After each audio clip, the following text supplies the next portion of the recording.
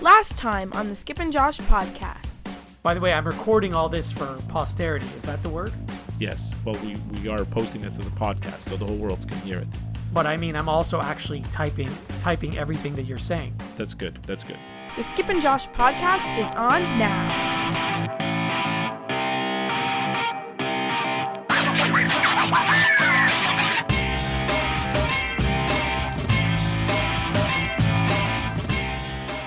Okay, so it is 11:49 p.m. Eastern Time. The NCAA basketball championship game just ended, and Skip and I wanted to record this special episode with our reaction, not so much to this game specifically, but to the tournament as a whole. So here we go.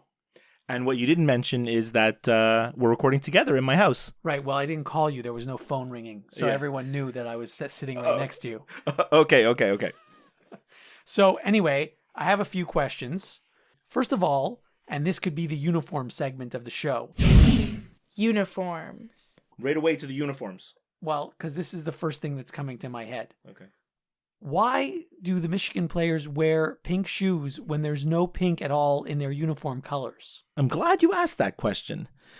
I actually Googled that earlier today because I noticed the pink shoes on Saturday and I was wondering what's it all about.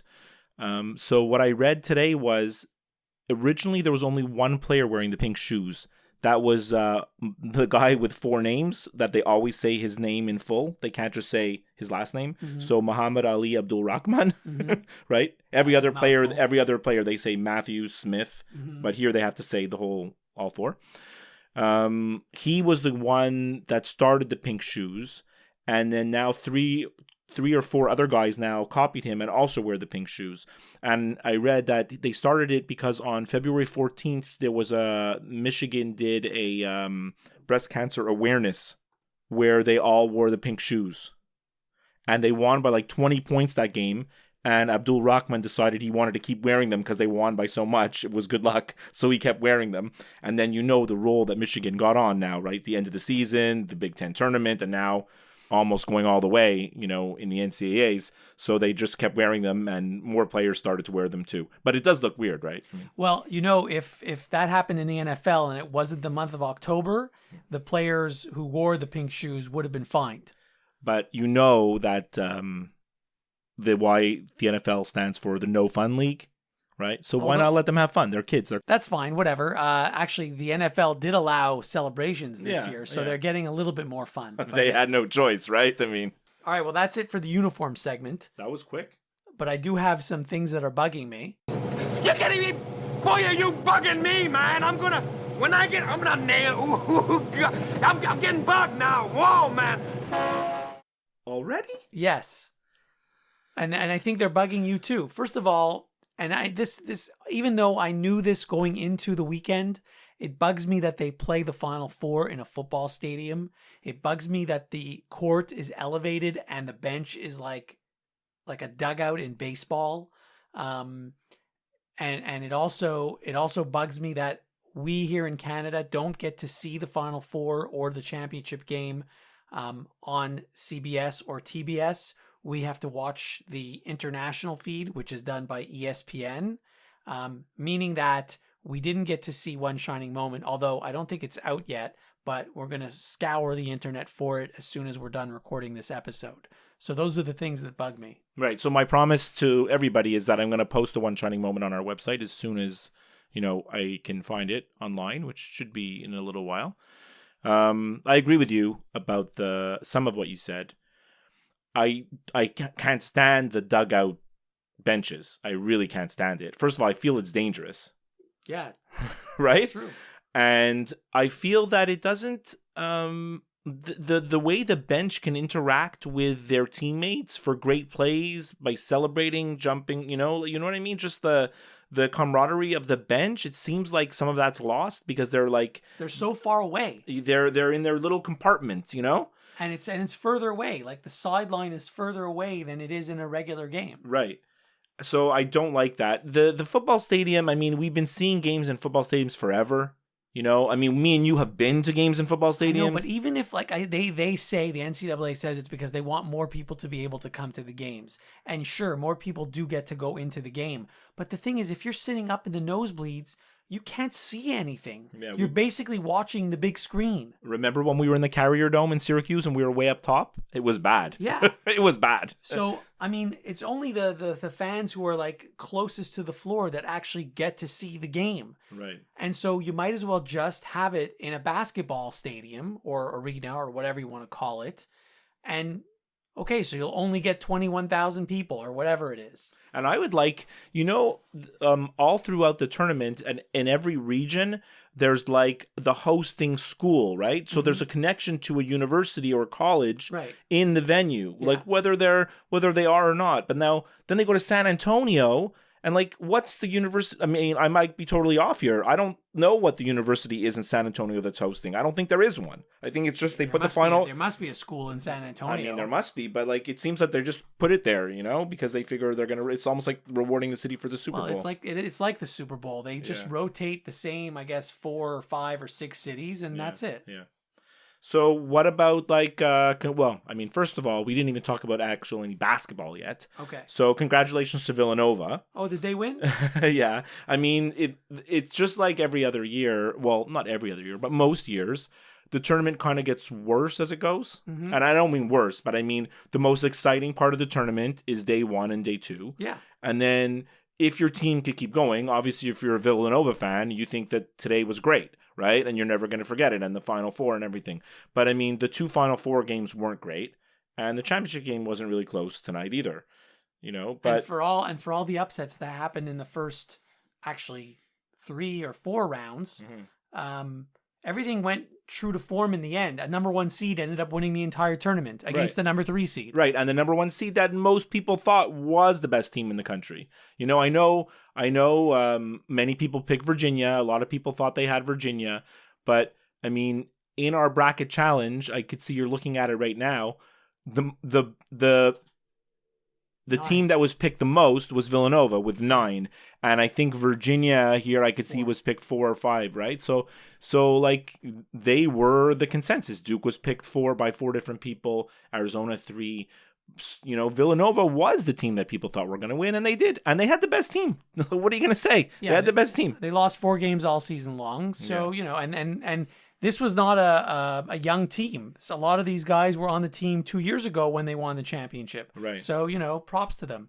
I mean, the performance they put on in the semifinal game on Saturday was one for the ages, right? I mean, they hit a record amount of 3-pointers in that game. They had 13 threes already hit before they hit a free throw.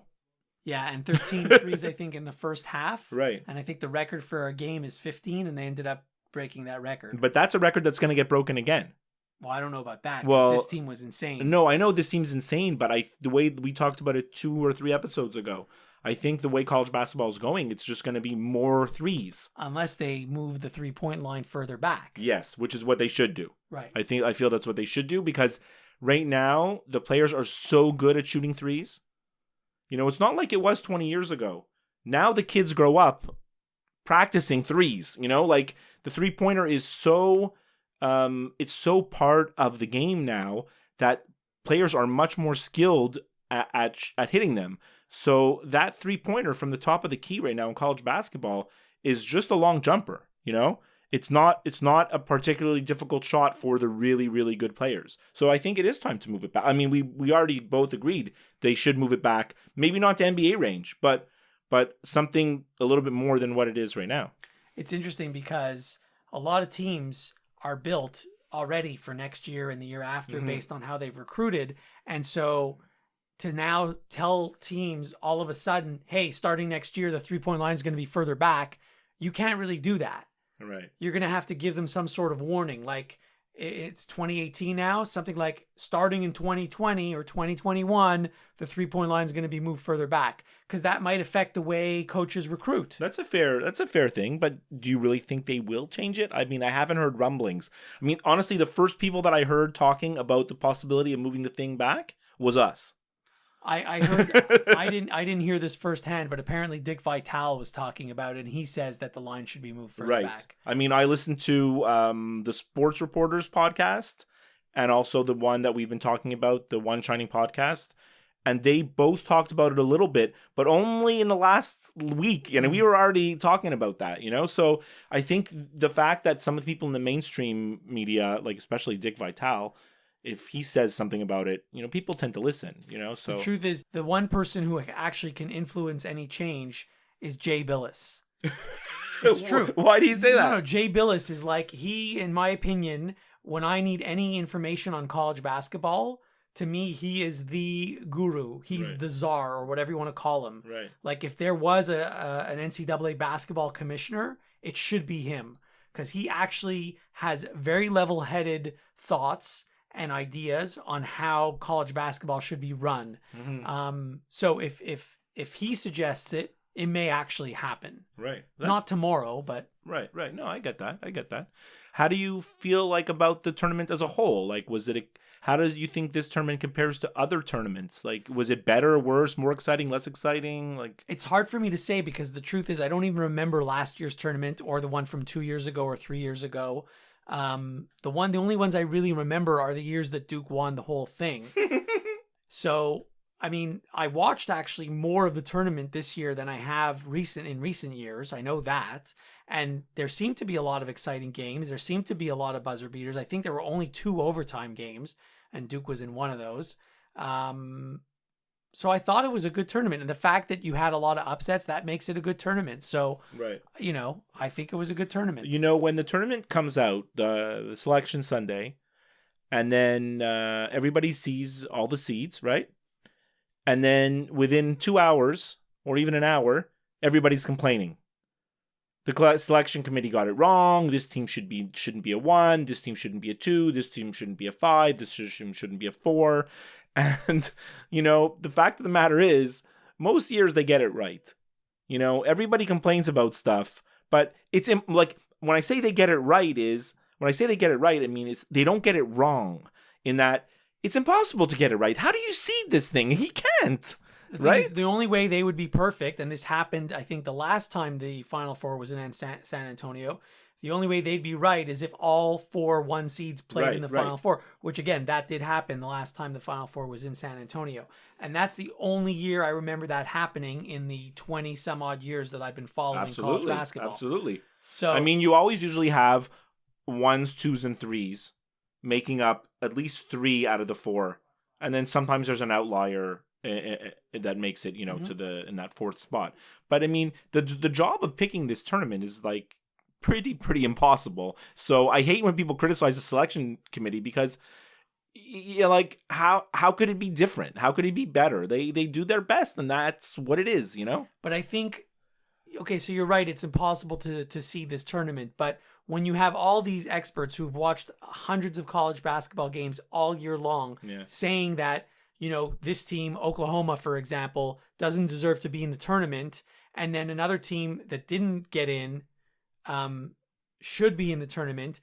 You know, if you have one person saying that, okay, maybe whatever. But when you have everybody saying that, then maybe they did make a mistake. Now, the truth of the matter is, whoever that 11 seed or 12 seed or 16 seed is, they're not going to end up winning it all anyway. Right. So it's a difference between getting in a tournament or not getting in, but it's not going to change who the eventual winner is. Right. Because really, even though there's 68 teams in this, there's really only, 8 teams that have a legitimate shot to win it all, I think? Yeah, maybe you could make the argument that some years there's only 3 or 4 that you think could win it. And maybe this year, maybe it's 10, but it's not like, it's not everybody. That's for sure. Right. You know, that's for sure. Well, I mean, look, we're going to we've been talking about this March Madness since, you know, all of March. And we had a great time talking about it, that's for sure. I'm going to miss the tournament, but we'll look forward to it next year. There was a lot of excitement, though, in our bracket challenge, and a little bit of controversy, I think, no? Yes. So as it stands, the final standings are now in, of course. And Darren Berger and Daniel Berg, again, no relation, and they don't even know each other, both ended up with a score of 221. Now, the CBS Sports website that we use to tabulate our pool says that the tie-breaking formula is the total score of the final game. Well, Darren picked a total of 151 and Dan picked a total of 153. Neither of them were correct. So I'm not sure who really should win the pool. One way to break the tie is who had the most correct picks. And if you do it that way, then Daniel Berg had 41 and Darren Berger had 37. So in my opinion, I think Daniel Berg should be the winner. Right. But CBS Sports website has declared Darren Berger the winner because his tiebreaker score was closer to what was, what he predicted. The score was closer. Like, he had the closer tiebreaker score. Are you sure that's why his name is ahead of Dan's? Maybe it's an alphabetical thing. I don't know. Like, I don't know why his name is higher. I really don't. Well, no, that's why. He picked 151 and the other guy had 153 and 151 was closer to the total score. But maybe it's just because Darren used an uppercase D and Dan used a lowercase d and the computer doesn't understand, so it's sorting it alphabetically. Okay, well, you have a problem then because you're taking back with you the fabulous prizes that we got out of our prize closet. Yes, I am. And the first place prize is a little bit better than the second place prize. It is a little bit better, yeah. So in fact, it's much better. So you're going to have to take those both back to Toronto with you and award these prizes to the first and second placers. Yeah, it's going to be very difficult. Maybe I have to get them both in a room at the same time. And give them some kind of skill testing question. Yeah. The other highlight of the bracket challenge is that I came fourth. Yeah, that's impressive. You came out of nowhere actually, and you vaulted into fourth place basically, in the last week of this tournament. Well, I had a high score most of the time. I was in the top 5 or 6 for most of the time, but it never looked. I mean, I knew I could never win because I had Villanova as champion, and so did the 3 guys ahead of me. Like, I knew I couldn't pass them, right? So. I'm happy to say I didn't finish in last place. Mm-hmm. It was pretty close, but I didn't finish in last, so at least that happened. I just want to point out a couple of interesting stats from the thing here. Mm-hmm. Carly Smith came in 10th, mm-hmm. and her husband, Joe, came in 11th. There was a time where we thought Joe might win it all. Yeah. The other interesting one is among the Bukovetsky family, mm-hmm. Harrison Bukovetsky came out on top. I think there was at least 2 or 3 entries in there. Entries from the Bukovetsky family. And what was the other one? Oh yeah, of course, this is the most important one. You were like way down near the bottom. 27th. Yeah. Not last though. Your girlfriend came 9th. Yes. And she just picked them out of a hat, right? Well, no, she actually did pick. Yeah. And she was asking me questions about like what's this team's nickname, and where what color jerseys do they wear? No, not color, but where do they play? Like where do they play their home games? That kind of stuff. Like where do they play their home games? That doesn't matter though. No, but I mean, that's what she wants to know. Like what city, what state is it in? You know? So if it's a place she's been to, she likes Tennessee a lot. She wants to go to Nashville. It's one of her places on her list that she wants to go visit. That's why she picked Tennessee to win it all. Yeah. Oh, clever girl. Yeah. You got anything else? No, I think that's it. I mean, the tournament seemed to zoom by really quickly. I can't believe it's already over. Yeah, it did zoom by. I felt like it was like just like yesterday we were talking about all those first round games and now the only thing I have to look forward to, actually, the baseball season has started, so that's good timing. Yeah. And soon the NHL playoffs will start. Right. So I think in our regular episode, which will probably resume over the weekend, we're probably going to devote most of the time to the start of the baseball season, which has been pretty cool so far, actually, with a lot of things. Homers, Kevin Pillar stealing home for the Jays, Shohei Ohtani with his first win and DHing also in the opener. Like, there's some kind of cool stories out there. A guy heckling Bryce Harper saying that he's overrated and then Harper homer. Did you see this? I didn't see that. It's great. But there was a manager who brought in a pitcher from the bullpen and he forgot to tell the pitcher to warm up and he wasn't ready to go. All right. So, I mean, we look forward to that's it. We're wrapping up college basketball. We're moving into the rest of sports, right? Yeah. By the way, let's just say before we wrap up, Duke's team for next year looks phenomenal. So I can't wait to talk about that squad, especially because one of their best players is Canadian. Well, I have a feeling if we're going to talk about Duke squads being phenomenal, we're going to be saying that every year for the next however.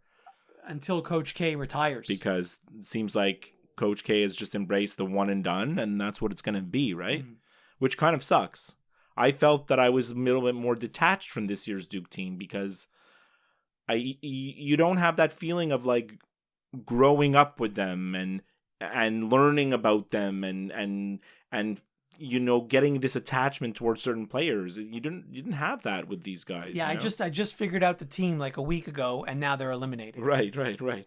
But before we sign off, remember, you can listen and subscribe to new and archived episodes of the Skip and Josh podcast wherever you listen, including Apple Podcasts, Stitcher, Google Play, the podcast app of your choice. Everybody knows my favorite, Overcast. If you listen through Apple Podcasts, leave us a review. We'd love to hear from you. skipandjoshshow@gmail.com. Darren Berger and Daniel Berg, if you want to send us an email stating your case why you should win the pool, you can do that via Twitter @skipandjosh, or also by liking and following our Facebook page. And as always, all the links to subscribe to the podcast are on our website, skipandjosh.com. All right, so I guess I'll speak to you next time. Yeah. The Skip and Josh podcast is over now. Don't worry, there'll be another episode soon.